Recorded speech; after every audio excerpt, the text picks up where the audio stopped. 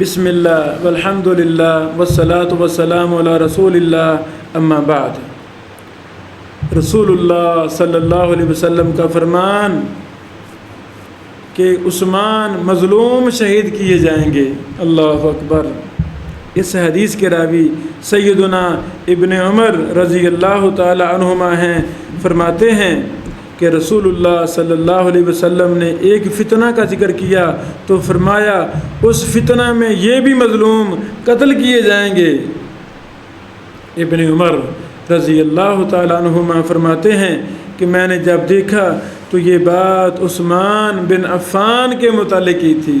اللہ اکبر۔ یہ حسن درجے کی حدیث سنن ترمذی 3708 میں ہے۔ ابو اشعث صنعانی سے روایت ہے،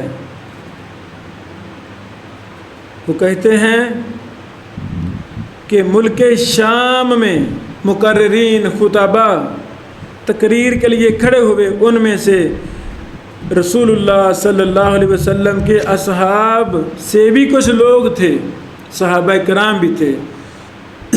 پھر سب سے آخر میں ایک شخص کھڑا ہوا جسے مرہ بن کعب رضی اللہ تعالیٰ عنہ کہا جاتا تھا۔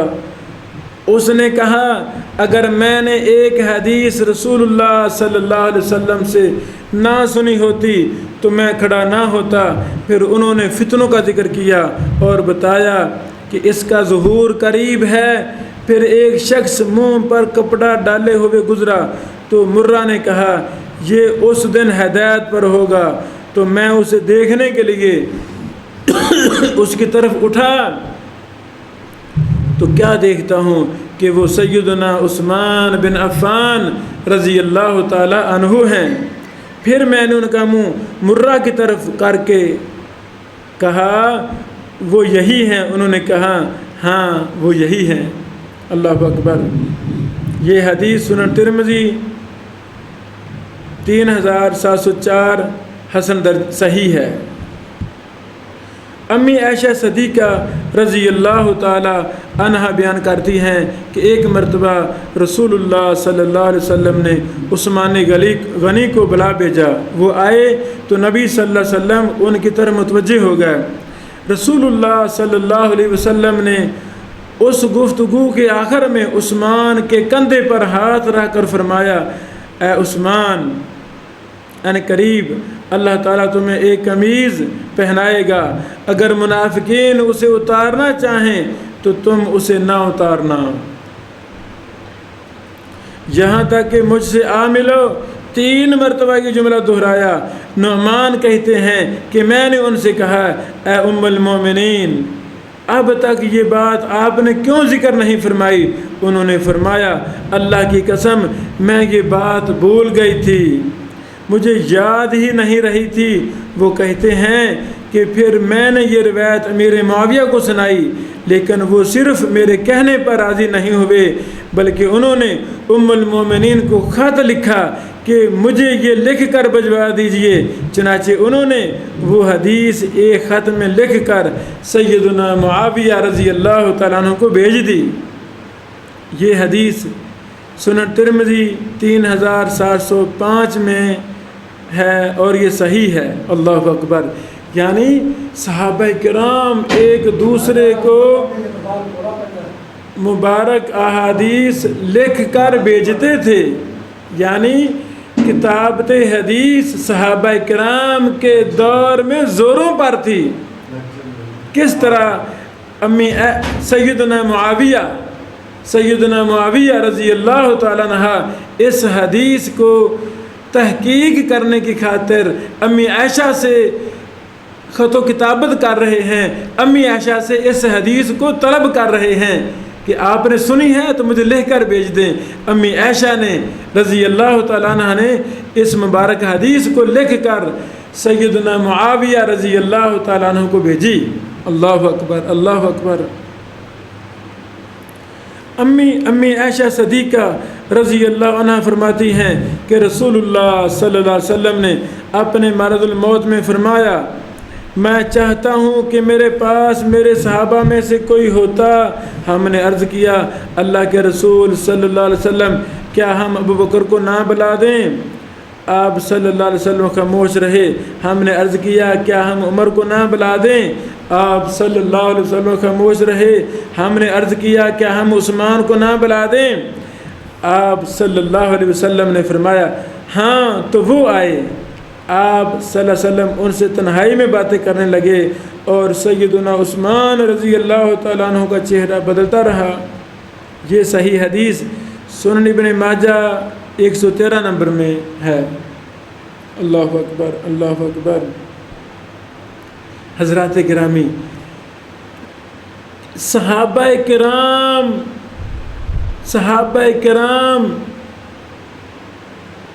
کے رویوں کو دیکھیں، ان کے صحابہ کی ترتیب کی فضیلت کو دیکھیں۔ اللہ کی قسم صحابہ کرام کے ذہنوں میں یہ بات پیوست تھی کہ رسول اللہ صلی اللہ علیہ وسلم کے سب سے افضل صحابی سیدنا ابو بکر ہیں، پھر عمر، پھر عثمان، پھر علی، اسی ترتیب کے ساتھ درجنوں کی تعداد میں احادیث ہیں، واقعات ہیں کہ صحابہ کرام جب بھی ذکر کرتے تھے پہلے ابو بکر، پھر عمر، پھر عثمان، پھر علی رضی اللہ عنہم اجمعین۔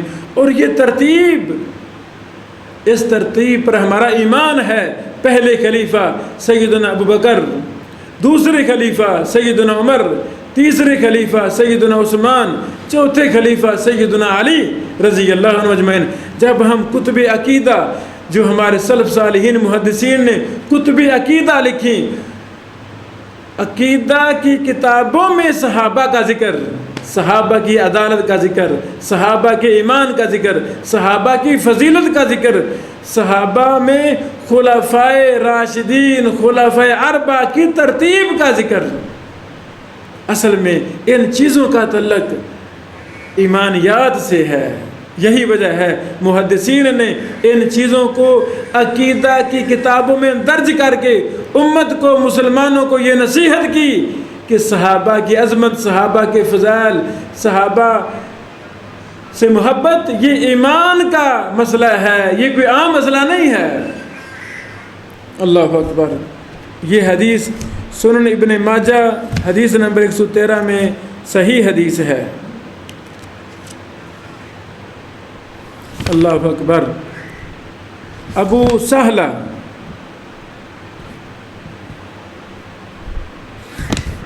ابو سہلہ کہتے ہیں کہ سیدنا عثمان رضی اللہ تعالیٰ عنہ نے مجھ سے جس دن وہ گھر میں محصور تھے کہا، رسول اللہ صلی اللہ علیہ وسلم نے مجھ سے عہد لیا تھا کہ میں اس عہد پر قائم ہوں۔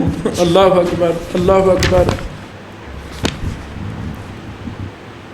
سیدنا عثمان رضی اللہ تعالیٰ عنہ کے حوالہ سے محمد بن حنفیہ نے بیان کیا کہ اگر سیدنا علی نے سیدنا عثمان کو برائی کے ساتھ یاد کرنا ہوتا تو اس دن کرتے جب کچھ لوگ سیدنا علی کے پاس سیدنا عثمان کے عاملوں کی شکایت لے کر آئے تھے تو انہوں نے مجھے کہا کہ سیدنا عثمان کے پاس جاؤ اور ان سے کہنا کہ یہ پروانہ رسول اللہ صلی اللہ علیہ وسلم کا ہے، لہذا تم اپنے عاملوں کو حکم دو کہ وہ اسی کے مطابق عمل کریں۔ چنانچہ میں اسے لے کر سیدنا عثمان کی خدمت میں حاضر ہوا، لیکن انہوں نے فرمایا کہ ہمیں اس کی ضرورت نہیں ہے، تو میں اس پروانہ کو لے کر سیدنا علی کے پاس آ گیا تو انہوں نے فرمایا کہ چلو اس پروانے کو جہاں سے اٹھایا وہیں رکھ دو۔ یہ صحیح بخاری میں حدیث ہے 3111 نمبر۔ اللہ تعالی ہمارے سینوں کو صحابہ کی عظمت، صحابہ کے فضائل سے بھر دے اور ہمارا جینا مرنا صحابہ کی محبت کے ساتھ کر دے، آمین۔